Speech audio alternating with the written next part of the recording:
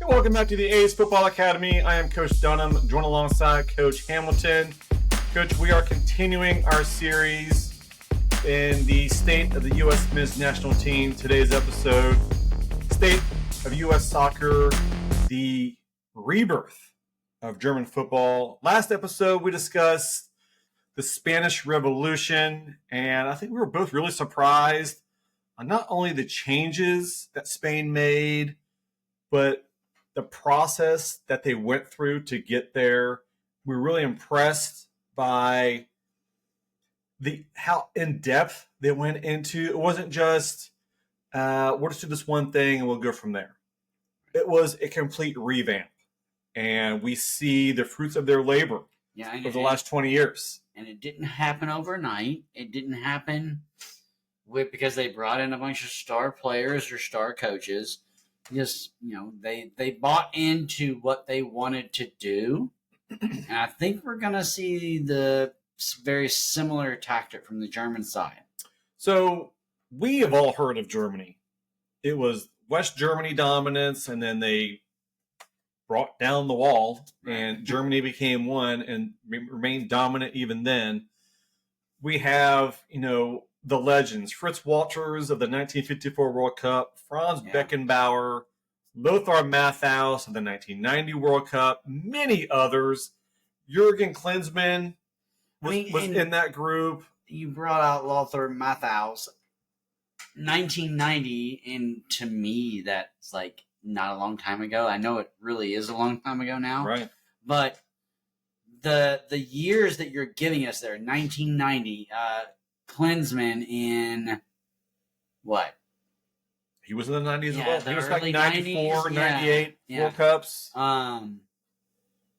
So we're talking about a country that was relevant for a long time and then really spent and you're going to dive into this, but spent even just like a few years as irrelevant. And they were like, "Oh no, we gotta do something. We have to fix this." And it wasn't one of those situations we just had a bad World Cup. It wasn't a decade. We'll get them in the next one. Right. It was we had one bad World Cup. We're fixing it now. We're fixing it right now. We have 4 years till the next World Cup, and we're going to fix it. Yeah, we've been dominant for 50 years. We had one bad World Cup. Time for some changes. Yeah. The world is changing around us in the world of soccer. We're going to change with it. And it was a decisive response to it. In 1998, the declining quality of German soccer was pretty clear at that point in time. And this is when they kind of decided, the German Federation of Soccer said, it's time for some changes. Yeah. And the road back took some time. Yep. But they got the right minds together, decide how it was going to go. In the year 2000, the German Federation instructed all Bundesliga and Bundesliga 2 clubs to set up youth academies. That blows my mind there. Okay, yes, me too. I'm glad you said that. They didn't have youth. I mean, even the Americans have youth academies. Yeah. That has to be, they had to have some sort of development program, right? Maybe it wasn't going well or wasn't doing what maybe it was more of a grassroots type thing, not like a designated youth academy for that club. Correct. Yeah. Or maybe not every club had a youth academy. But when I read that, when you wrote that, I was like, I have lots of questions about that stat. Absolutely. But again, it goes to show, hey, what are we doing wrong? It wasn't about money. It wasn't about pleasing a certain person. It was a group that was everybody saying everyone is making these changes. Well, and not only that, what you're getting ready to tell us, the next 2 bullets you're going to tell us. I mean, you want to talk about buy-in. Like, hey, not only are we going to build these or set up these youth academies, but they're going to be the best. Just along with what we're saying there. So, with that, I guess, direction from the German FA club or German Federation, all had to build state-of-the-art facilities State of the art. For the U12 through U23, that was a requirement, U12 through U23 training facilities for their youth academy within that club. Now, here's the interesting part of this. They didn't just say, hey, I'm going to wave my finger at you saying you need to do this. They said, this is a requirement for all clubs if you want to maintain your club license to be able to compete within Bundesliga or Bundesliga 2. If you don't do this, we are kicking you out. Yeah. Well, and so I am sure that came with a fee raise and a cost raise per player. But there's not a whole lot of people that I know that even just in our small club that if we built them a state-of-the-art facility and said, hey, also, we're going to have to raise your fees by $200 a season or whatever it is, that would be like, yeah, no, we're not doing it. Very few. So I am sure that there was a cost raise per player in this endeavor, but I love the statement. I love the, hey, we're doing this, and you're either with us or you're out. 1,000%. And just like what you said there, I would imagine that the German Federation said, if you need assistance, I'm sure we are here to walk you through this process, because you can't lay down that law and have that kind of financial commitment. Correct. And not have something sit on the side to say, we're going to give you a percentage, but it's going to have to be paid back, or there's going to be some kind of, right, whatever it may be, something written down that says you owe us this in return. But it was a 100% buy-in in all of Germany, and it set the foundation for their resurgence. Now. Yeah. So now they all have their state-of-the-art clubs. They've got youth academies going. They've completed their requirements to maintain their club licenses. So how is this being run? We got our academies now. Well, who cares?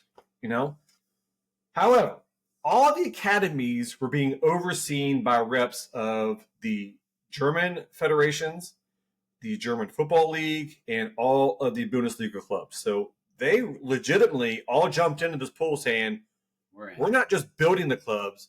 We're going to work together to make sure everyone is building and developing and maintaining a level that we're all in agreement with, that we're all consistent.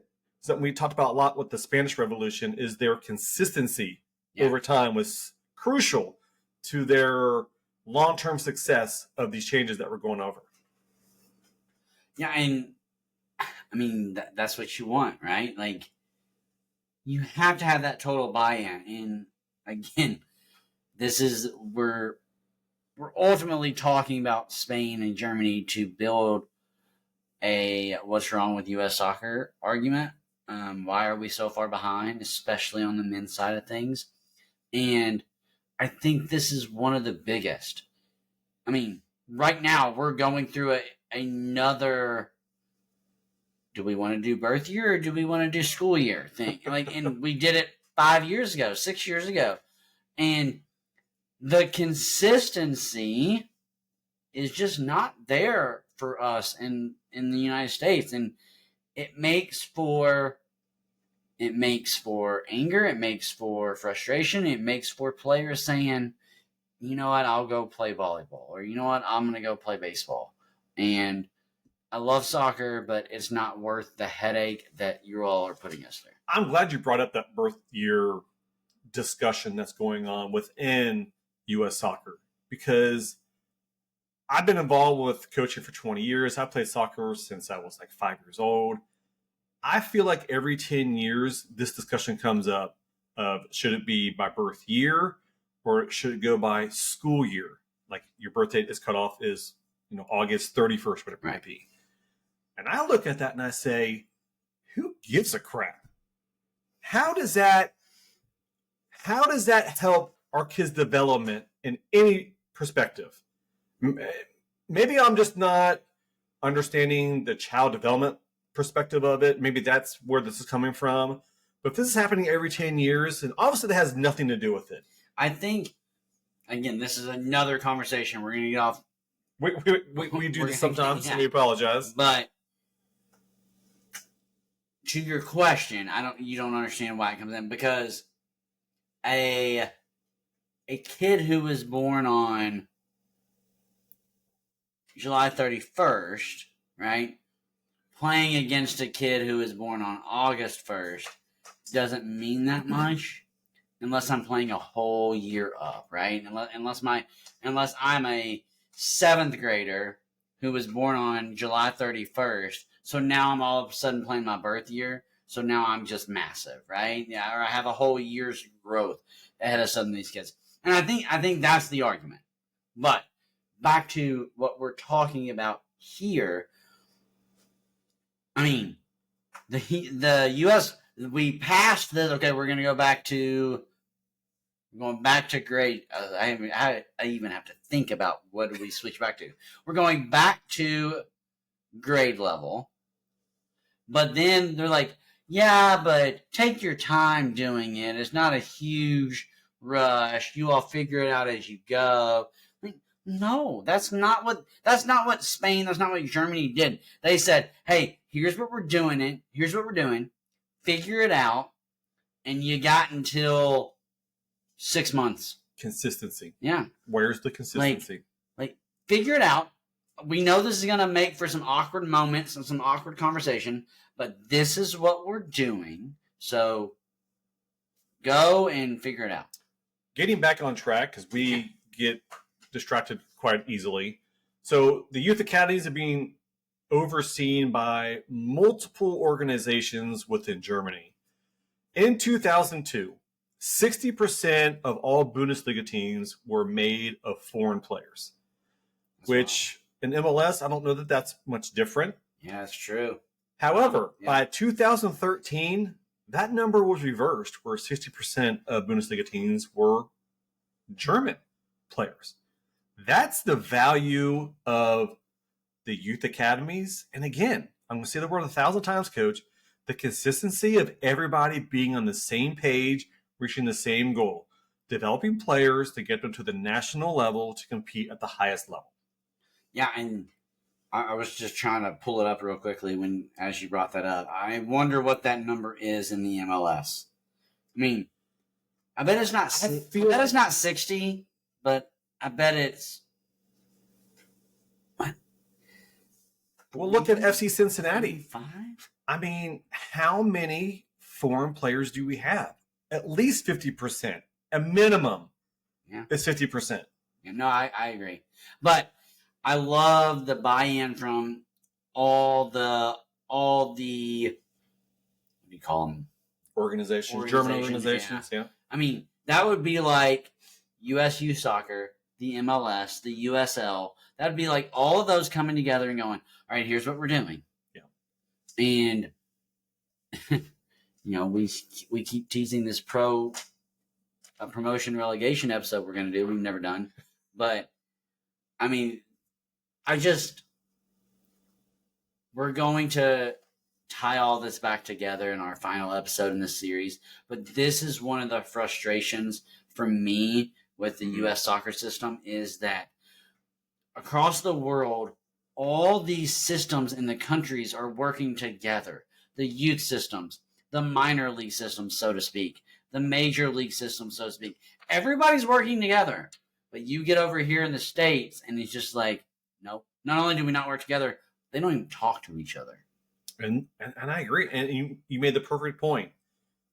There's no unity. None. In working together for an ultimate goal. It's rich owner number 1 and rich owner number 2 saying, this is going to affect my bottom dollar here. So why should I change? I'm rich, so why should I help you? And that's where the biggest obstacle is being fought. Yeah. Is getting these owners of MLS teams, USL teams, the youth academies, all exactly, finding a way to get them to agree to be on the same page. Germany got it figured out because all these organizations said, we're doing it because we're not being second place ever again. Yeah. So moving on from there, you've got the youth academy set up, but what's going on at the national level of Germany?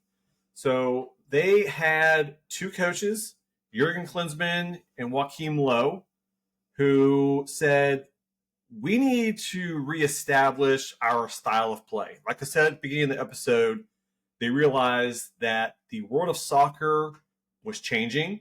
It was progressing to a different style of play. And these two coaches stepped forward and said, it is changing. We need to change with it. So they developed a blueprint style of play that will be passed down to the youth academies throughout the clubs in the country. This decision would produce talented players through their academies and into the national team, producing world-class players that were taught a consistent style of play from the national level all the way down to the youth clubs. And again, we're going to say it over and over again, Coach, the consistency that was spread out from the highest level to the bottom. Yeah.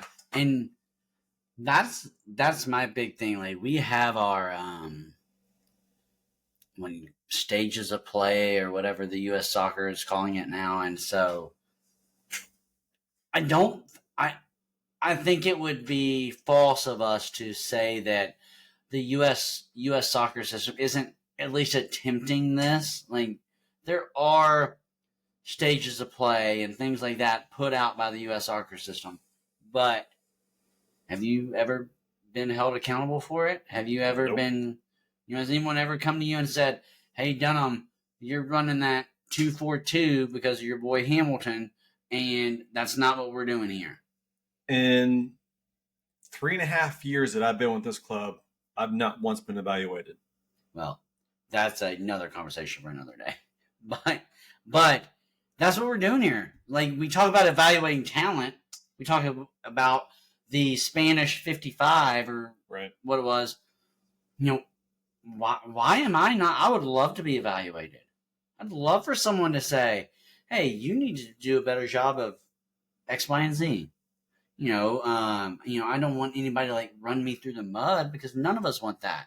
But look at me and say, hey, here's what we need. And that's what I think these countries did. And they did it, again, you want to talk about consistency. That's our word. They did it as a country. They didn't do it as a club. They didn't do it as a coach and a team. They didn't even do it as a state. They did it as a country where, hey, here's what we're doing. Here's how we're evaluating players. Here's how you make the national team. Now go. And that, I think, and then if a club doesn't want to do it, you say, okay, fine, they don't want to do it, but, then you're not going to have any national team players. But to Germany's point, they just said, you're not going to have a club, we're going to take your club license. Which, absolutely. I mean, that's what they said. They said, hey, here's what we expect, and if you don't want to do it, fine, but you're no longer going to be a sanctioned club in our country. Right.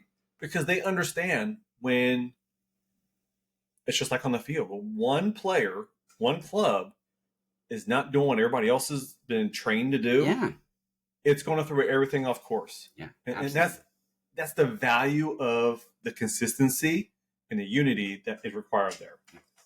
So, Coach, these programs not only revitalized the national club because of developing world-class players, it revitalized the German clubs themselves. So it's just like Spain. Instead of overpaying for star players, they're promoting from inside their academies. Or they're buying other youth players from other academies, bringing them into theirs. So instead of dropping $50 million on one dude, they're going out and buying 10 youth players that have potential to be star players for their club.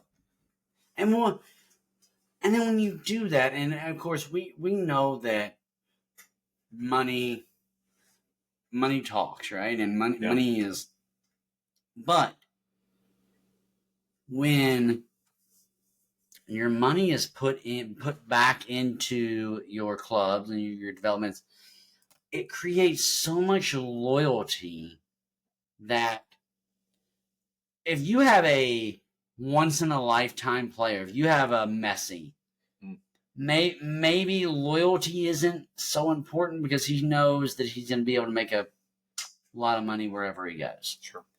But if you have an Acosta or, one of these, I don't want to sound like I am dogging their talent, but they're not a Messi, right? We're not Sure. not a Messi.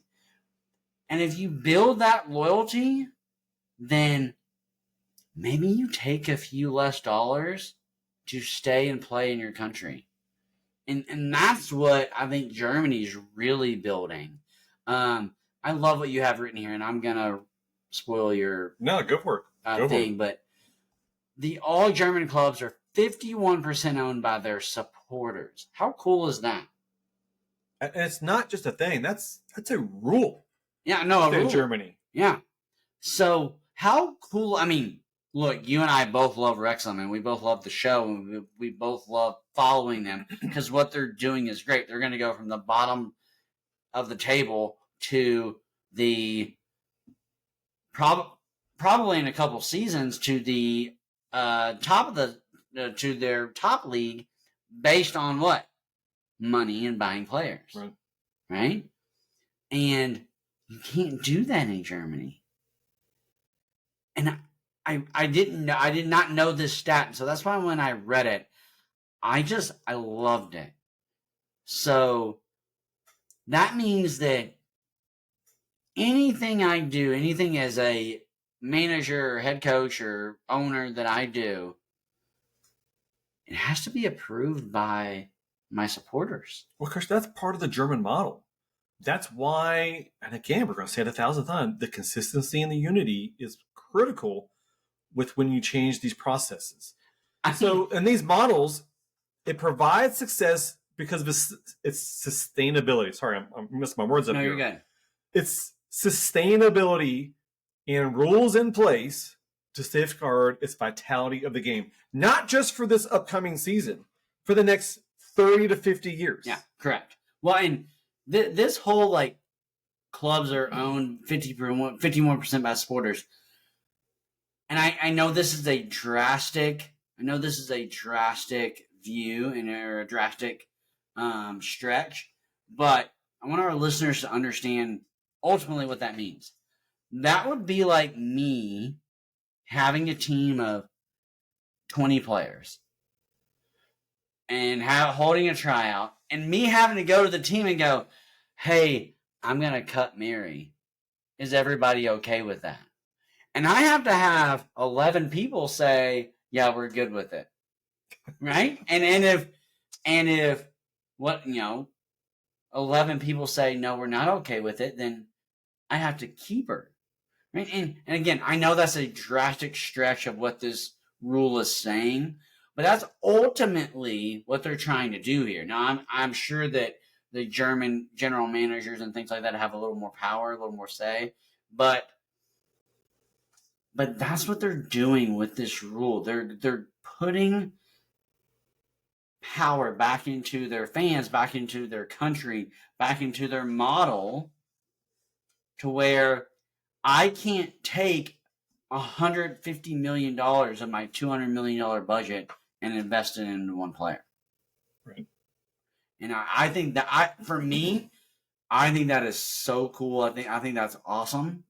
I mean, because who wouldn't want to sign a Messi? Yeah, right. But when you sign a Messi, now this is not I'm not talking about Inter Miami at all because we've seen how good they've been. But who wouldn't want to sign a Messi? But when you sign a Messi and then I have to sign kids off the street because I can't afford anybody else. I think that's what you're getting into with this club, with this rule, with this ownership. And I think it's really cool. I love this stat that you found. I think it makes me like the German model even more. Well, and we're on the same page here that the rule makes sense because you're preventing Joe Billionaire coming in saying, hey, I want to buy this club, because you hear about these celebrities, quote unquote, going out and buying soccer clubs because it's the cool thing to do now. Yeah. And they have no freaking clue, not just about soccer. They don't have a clue about sports. Right. And it's like a fun thing for them to do. And they say, well, I'll buy this club and then, we'll do whatever. And then I'll sell it in 3 years and I'll make a profit. Yeah. Well, that's what we're preventing here in Germany is from, some schmuck in Hollywood who's going to go buy this club here and not. I give a lot of credit to the Wrexham owners, Ryan Reynolds and McElhenney. Yeah. Because they didn't just buy the club, they went all in. They're living there. They're a part of the decisions. They're flying there for games. They're interacting with the fans. They're learning the game. They're in the pub selling beers. McElhenney knew the game a little bit. I mean, Ryan Reynolds? Yeah. You're welcome. Good grief. Hello. He would fully admit that he knew nothing about soccer, and his guy called him and was like, hey, I want to do this. I want you to go in on it with me. But he's also taking steps to learn the game and to study the game. Of course, we're getting, again, way off track. But the German model of 51% ownership by supporters prevents that from happening in Germany. It also prevents massive debt. I mean, we've seen multiple clubs being sold here and there, but what we don't hear about is the debt that's been left behind. Yeah. They're in, a tier 2 division and they're paying top tier contracts to their players. Yeah. Well, and you see that, I go back to that, what was the Netflix series? Sunderland Till I Die. And a great series. They kept getting relegated. And what was the biggest issue with the relegation? It wasn't that, we stink and we got relegated. It was, we stink and now we don't have any money. Well, the owner didn't even live in the city. Right. And was never involved. They just said, hey, we need a check for this. He'd write a check, send it over, and he'd be on with it. Right.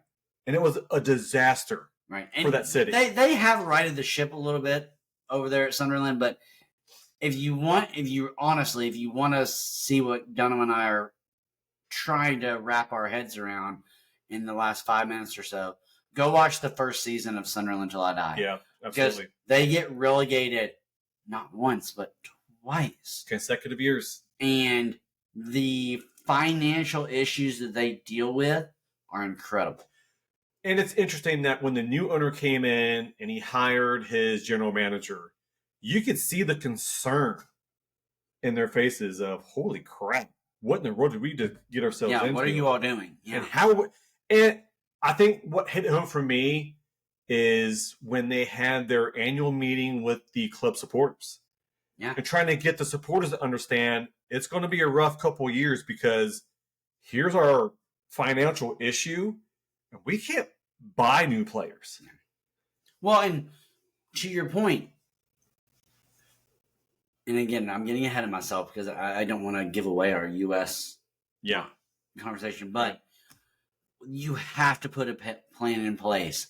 And what that means is that the soccer junkies of the United States are going to have to understand that means it's going to be a while before we might be really good again. And we may never be really good again, but it's going to be a while, and you're just going to have, Well, it took Germany almost 10 years to get some stuff reversed. So, just like you said, but the changes have to be made, Coach. Yeah. And like you said, make a plan. Everyone's got to be on board. And you got to do stuff like Germany said. Either you're on board or you're done. I love that. Here's what we're doing. You can buy in or you're no longer a club affiliate or a club license. And they didn't even say club affiliate. They said you don't have a club license anymore. I mean, I think that is the strongest statement they made as a country. That and then having all of their entities bought in, with their club programs, their pro leagues, their things like that. And I think that is for me, what I take away from the German model is that exactly. They made everybody buy in.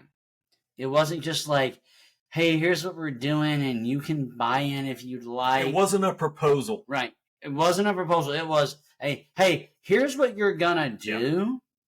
It was a directive. Or thank you. We'll see you next time. Folks, this is the ACE Football Academy. We thank you for joining us. Please stay tuned for our follow-on in our series of State of the U.S. Men's National Team. We're going to look at the American process that we're currently into, and maybe we're going to talk about what we'd like to see down the road. We're in charge. When we're in charge, exactly. I'm Coach Dunham. This is Coach Hamilton. This has been your ACE Football Academy. Go kick some ace.